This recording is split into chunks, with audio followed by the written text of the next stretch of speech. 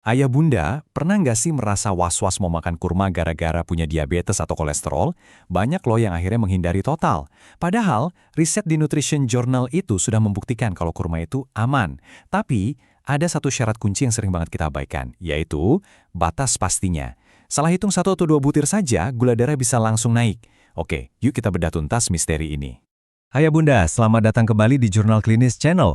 Hari ini kita akan jawab satu pertanyaan yang paling sering mampir ke channel ini. Dok, boleh nggak sih saya makan kurma kalau punya kolesterol tinggi plus ada diabetes juga? Nah, simak baik-baik ya, jangan di-skip supaya informasinya utuh dan kita nggak salah langkah. Oke, jawaban singkatnya dan ini mungkin bikin banyak ayah bunda lega adalah boleh. Eits, tapi tunggu dulu, ini bukan lampu hijau buat makan sepuasnya ya. Aturannya sangat spesifik, dan kalau aturan ini dilanggar, yang ada bukan manfaat, malah bisa jadi masalah. Mari kita lihat aturannya sama-sama. Apa sih yang bikin kurma ini spesial sekaligus membingungkan? Karena kurma itu ibarat koin dengan dua sisi yang berlawanan ya bunda. Di satu sisi, seperti yang kita lihat, dia memang tinggi gula alami. Ada fruktosa, ada glukosa. Nah, ini nih yang jadi sumber kekhawatiran kita semua. Tapi di sisi lainnya yang luar biasa, kurma itu justru kaya raya akan serat, antioksidan, dan senyawa-senyawa yang terbukti secara ilmiah bisa bantu mengelola kolesterol. Jadi, kita perlu geser sedikit pertanyaannya. Yang paling penting itu bukan lagi boleh atau tidak. Pertanyaan yang benar adalah, berapa butir batas amannya, dan kapan waktu terbaik untuk memakannya? Nah, inilah yang akan kita jawab tuntas hari ini. Pakai angka pasti dari jurnal yang bisa langsung jadi pegangan ayah bunda di rumah. Sebelum kita ke angkanya, yuk kita intip dulu isi dari sebutir kurma. Kita ambil contoh kurma medjool ukuran sedang ya. Di dalamnya ada sekitar 18 gram karbohidrat dan wow, 16 gramnya itu gula alami. Plus ada 1,6 gram serat. Kalau lihat angka gulanya, wajar banget kalau kita langsung khawatir. Tapi tunggu dulu, ada rahasia besar di balik angka ini. Rahasianya ada di sini, indeks glikemik atau kita singkat GI. Gampangnya, GI ini kayak speedometer yang ngukur seberapa ngebut sebuah makanan naikin gula darah kita. Dan yang bikin kaget, meskipun manis banget, speedometer kurma ini ternyata masuk kategori rendah sampai sedang, cuma di angka 42 sampai 55. Ingat ya, apapun di bawah 55 itu dianggap aman untuk penderita diabetes. Nah, sekarang pasti muncul pertanyaan di benak ayah bunda kan? Gimana ceritanya gulanya setinggi itu tapi kok dampaknya ke gula darah malah lambat? Ini adalah pertanyaan yang cerdas dan sangat penting. Jawabannya ternyata tuban satu kata, ayah bunda, serat. Bayangkan serat di dalam kurma itu seperti polisi tidur alami di dalam pencernaan kita. Dia yang ngerem laju si gula biar masuk ke aliran darah secara perlahan, nggak ngebut. Jadi nggak ada tuh yang namanya lonjakan gula darah yang drastis dan tiba-tiba. Semuanya dilepas pelan-pelan.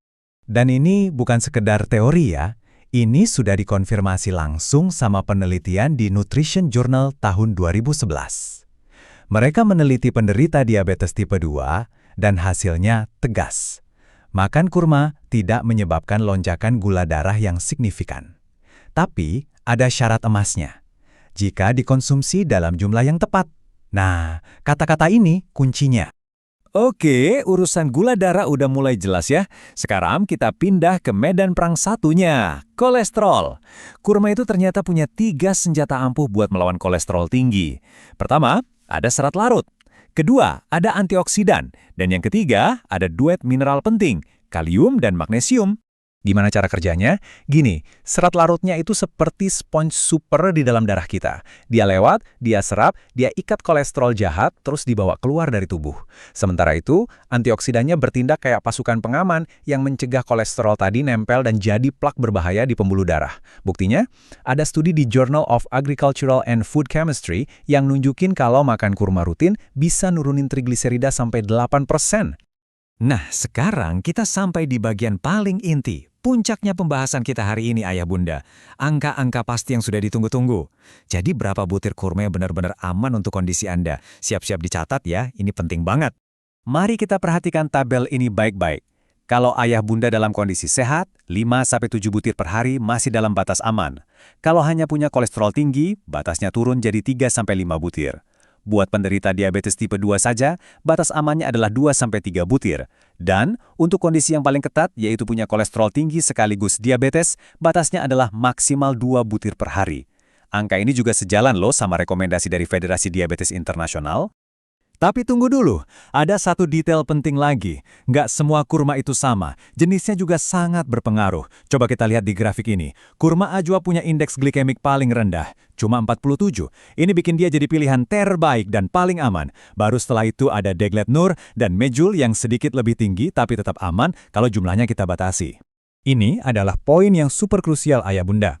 Pastikan Anda memilih kurma yang alami, yang tanpa diapa-apain. Hindari banget kurma-kurma olahan yang dilapisi sirup gula, diisi coklat, atau dijadikan manisan. Kenapa? Karena proses tambahan itu bisa menaikkan indeks glikemiknya secara drastis dan menghilangkan semua manfaat baiknya tadi. Selain jumlah dan jenis, waktu makan juga penting. Waktu terbaik tentu saja saat berbuka puasa. Gulanya yang alami akan langsung dipakai buat memulihkan energi. Pilihan lainnya bisa juga di pagi hari, tapi setelah sarapan ya, bukan sebelumnya. Atau bisa juga jadi booster energi sekitar 1 jam sebelum olahraga. Sebaliknya, ada waktu-waktu yang sebaiknya kita hindari. Jangan makan kurma saat perut benar-benar kosong di luar waktu berbuka, karena bisa memicu respon gula darah yang lebih cepat. Hindari juga makan kurma tepat sebelum tidur, atau menggabungkannya dengan minuman manis lain. Itu sama saja memberi beban gula ganda buat tubuh kita. Satu hal lagi yang sering kita lupakan, ukuran kurma. Rekomendasi 2-3 butir tadi itu berlaku untuk kurma ukuran sedang ya ayah bunda. Kalau kurma yang Anda punya ukurannya jumbo kayak Mejul yang besar, mungkin cukup 1-2 butir saja. Jadi kita harus pintar-pintar menyesuaikan porsinya.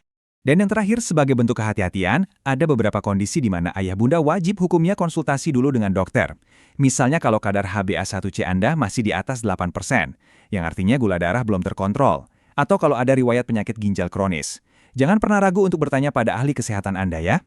Jadi, ini dia rangkuman yang bisa ayah bunda catat atau screenshot sebagai pegangan. Untuk yang sehat 5-7 butir, kolesterol tinggi 3-5 butir, diabetes 2-3 butir, dan sebaiknya dimakan bareng makanan lain.